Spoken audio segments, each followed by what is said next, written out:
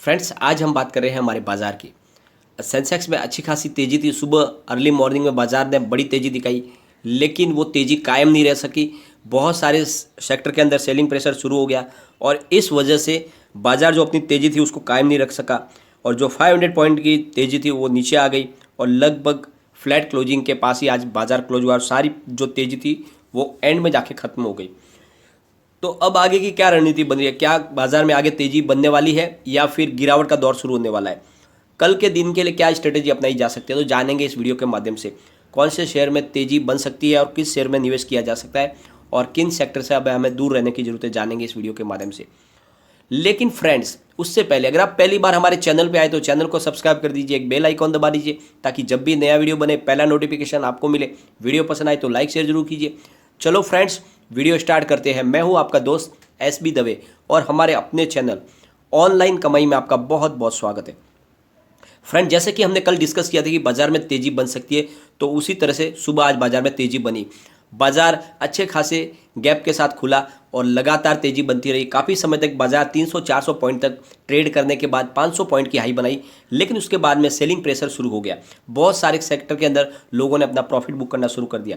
आपको पता ही है, फिलहाल इंडेक्स 50,000 के ऊपर है और अब लोगों को डर लग रहा है कि कहीं बाजार में बड़ी गिरावट ना हो जाए और इस वजह से लोग थोड़ी सी गिरावट के ऊपर मायूस हो जाते और सेलिंग प्रेशर शुरू हो जाता है और इस वजह से बाजार में तेजी नहीं बन पा रही है। आज सेंटीमेंट अच्छे थे और आज बाजार में तेजी बन सकती थी, लेकिन उसके बावजूद भी सबसे बड़ी बात है, बड़ा कोई फ्रेश ट्रिगर बाजार को नहीं मिल पा रहा है।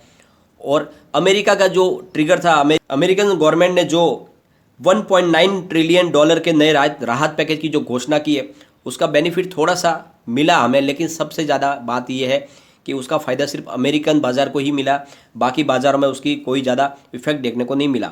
और फिलहाल जो है कोई फ्रेश ट्रिगर नहीं होने की वजह से बाज़ार में मायूसी का वातावरण है। और सबसे बड़ी बात हमारे लिए, जो सबसे बड़ी मुसीबत वाली बात यह है कि जो म्यूचुअल फंड है वो लगातार कई महीनों से बाज़ार में सेलर बने हुए, उनकी तरफ से अभी बाइंग नहीं आ रही है और उसके पीछे वजह है कि जो रिटेल निवेशक है, जो छोटे, उनको काफ़ी लॉस हो चुका था मार्च के दौरान। तो जैसे ही थोड़ा उनको प्रॉफिट दिखने लगा तो अब वो अपना प्रॉफिट बुक कर रहे। इस वजह से म्यूचुअल फंड खरीदारी नहीं कर पा रहे क्योंकि उनके जो इन्वेस्टर है वो लगातार अपना प्रॉफिट बुक कर रहे और म्यूचुअल फंड में से अपनी निकासी कर रहे।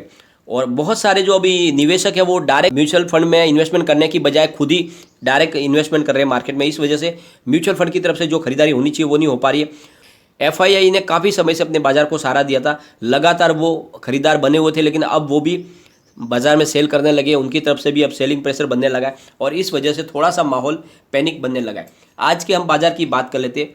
फ्रेंड्स, आज BSE सेंसेक्स 35.75 अंक की बढ़त के साथ 50,441 अंक पर बंद हुआ है।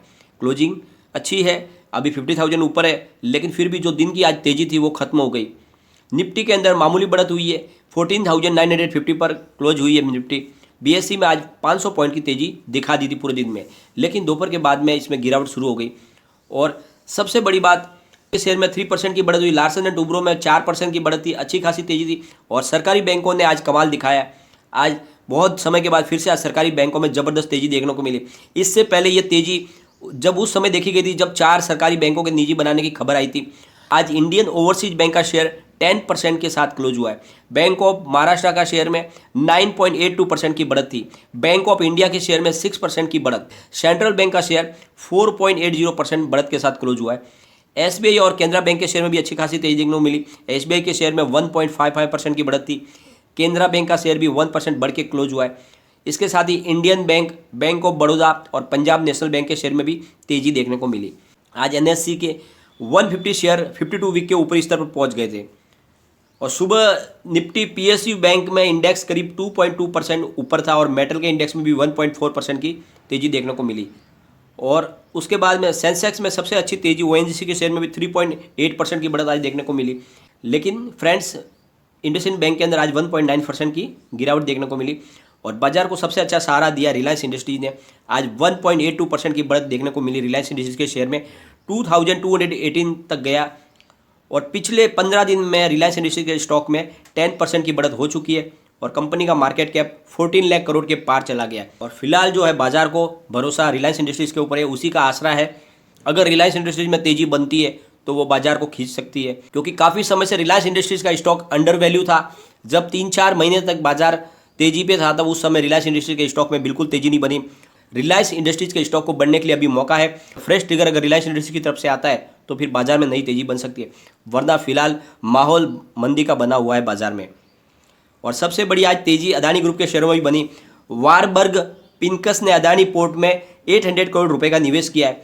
पिनकस ने इस डील के तहत Adani ports and special economic zone limited में करीब 0.5% की हिस्सेदारी खरीदी है। पिछले हफ्ते ही अदानी पोर्ट्स ने करीब 1950 करोड़ रुपए में गंगवारम पोर्ट में वारबर्ग पिनकस का 31% का हिस्सा खरीदा था। अदानी पावर के शेयर में आज 5% की बढ़त के साथ अपर सर्किट लग गया। लिस्टेड कंपनियों का मार्केट कैप भी आज बढ़कर 2007.86 लाख करोड़ का हो गया है, जो शुक्रवार को 2007.33 लाख करोड़ का था। तो कुछ बढ़ोतरी हुई है मार्केट कैप में, लेकिन इतनी बड़ी नहीं है जो चाहिए हमें। और फ्रेंड्स, यूएस सीनेट ने 1.9 ट्रिलियन डॉलर के नए राहत पैकेज की घोषणा कर दी है, क्योंकि इकोनॉमी को बूस्ट देना है। जिस तरह से कोरोना की वजह से जो बाजार में जो मंदी छाई हुई है, आर्थिक गतिविधियों को ग्रोथ देने के लिए उन्होंने एक बड़े पैकेज की घोषणा की, और इस वजह से अमेरिका के बाजार में शानदार तेजी देखने को मिली। और दूसरे जो बाजार है उसके ऊपर इतना खास असर देखने को नहीं मिला है। छोटी छोटी मामूली ही रिकवरी देखने को मिली, जिस तरह से हमारे इंडिया के बाजार में मिली। यानी यूएस मार्केट का जो इतना बड़े जो पैकेज की घोषणा की उसका असर हमारे बाजार पे कम ही पड़ा है। लेकिन अमेरिका के बाजार में अच्छी खासी तेजी देखने को मिली। डाउ जोन्स इंडेक्स 572 पॉइंट अंक बढ़कर बंद हुआ है, यानी 31,496 अंकों पर बंद हुआ है। नेस्डेक इंडेक्स में भी 196 अंक की बढ़त हुई है। S&P 500 इंडेक्स में 73 पॉइंट अंक पर बढ़त के साथ बंद हुए। लेकिन हमारे बाजार में तेजी उसकी देखने को नहीं मिली। लगातार बाजार में गिरावट थी, लेकिन आज गिरावट थम गई। बाजार में आज बड़ी गिरावट नहीं हुई, लेकिन जो तेजी थी वो खत्म हो गई। जो 500 पॉइंट की जो तेजी बनी थी वो निकल गई और बाजार लगभग फ्लैट क्लोजिंग आई है। तो इससे तो हमें उसमें गिरावट ही हुई। तो इस तरह से अभी लग रहा है कि आगे भी माहौल गिरावट का लग रहा है, और जिस तरह से आज क्लोजिंग दी है बाजार ने, कल भी माहौल गिरावट जैसा दिख रहा है। तो इस समय आपको ज़्यादा सतर्क रहने की ज़रूरत है। आपको फंडामेंटली जो स्ट्रॉन्ग स्टॉक है जिसमें तेजी की संभावना बन रही है, वैसे शेयरों में ही इन्वेस्टमेंट करना चाहिए। जिसका फंडामेंटल मजबूत नहीं है, ऐसे शेयरों से आपको थोड़ा दूर रहना चाहिए, क्योंकि बाजार में कभी भी बड़ी गिरावट की संभावना बन सकती है। जिस तरह से फिलहाल जो एफआईए की तरफ से जो खरीदारी हो रही थी उसमें ब्रेक आ गया है, उन्होंने भी अब खरीदारी थोड़ी कम कर दी है, और ये हमारे बाजार के लिए सबसे बुरी खबर है, क्योंकि ऑलरेडी म्यूचुअल फंड की तरफ से खरीदारी तो काफ़ी समय से है ही नहीं।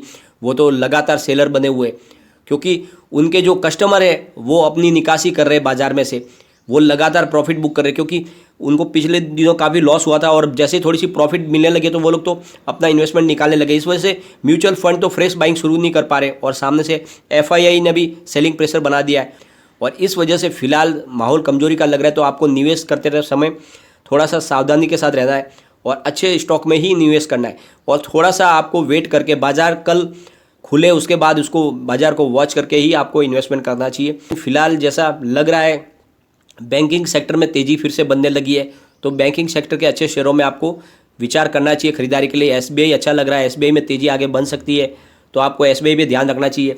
साथ में टाटा मोटर में आज थोड़ी सी गिरावट थी, लेकिन बहुत ही पॉजिटिव न्यूज़ निकल कर आई है टाटा मोटर की तरफ से। टाटा मोटर ने अपने पीवी बिजनेस और साथ में कमर्शियल बिजनेस को अलग कर लिया है, उसकी उनके शेयर होल्डर की तरफ से रजामंदी मिल चुकी है। साथ में टाटा मोटर और अशोक लेलैंड और महिंद्रा एंड महिंद्रा ने मिलकर BEML में स्टेक लेने के लिए जो उन्होंने विचार किया है, उसकी वजह से आगे इन कंपनियों में भी तेज़ी का माहौल बन सकता है, तो आपको उस पर ध्यान रखना चाहिए। लेकिन फ्रेंड्स, फिलहाल आपको निवेश करते समय खास ध्यान रखना है। लेकिन रिलायंस इंडस्ट्री में आपको निवेश करना चाहिए। मैंने कल भी आपको बोला था, मैं फिर से आपको बोल रहा हूँ, इस लेवल पे आपको रिलायंस इंडस्ट्रीज खरीद के रखना चाहिए। आने वाले समय में आपको इसमें अच्छी तेज़ी बनेगी, और अगर बाजार में गिरावट की संभावना भी बनती है तो आपके रिलायंस में आपके जो इन्वेस्टमेंट है उसको सुरक्षित रख सकता है रिलायंस, क्योंकि उसमें गिरावट की संभावना बहुत कम है। तो इस समय आपको जो सेफ लगे इन्वेस्टमेंट करने के लिए शेयर, ऐसे स्टॉक में ही निवेश करना चाहिए, क्योंकि बाजार में सेंटीमेंट फिलहाल बाजार के अनुरूप नहीं है, और इस समय आपको निवेश के लिए खास ध्यान रखना है। लेकिन फ्रेंड, कोई भी इन्वेस्टमेंट करने से पहले अपने फाइनेंशियल एडवाइजर से एक बार एडवाइस ले ले, या अपना खुद का रिसर्च करें, क्योंकि मैंने वीडियो आपके एजुकेशनल पर्पज़ के लिए ही बनाया। वीडियो पसंद आए तो लाइक शेयर जरूर कीजिए, और चैनल को सब्सक्राइब कर दीजिए। Thank you.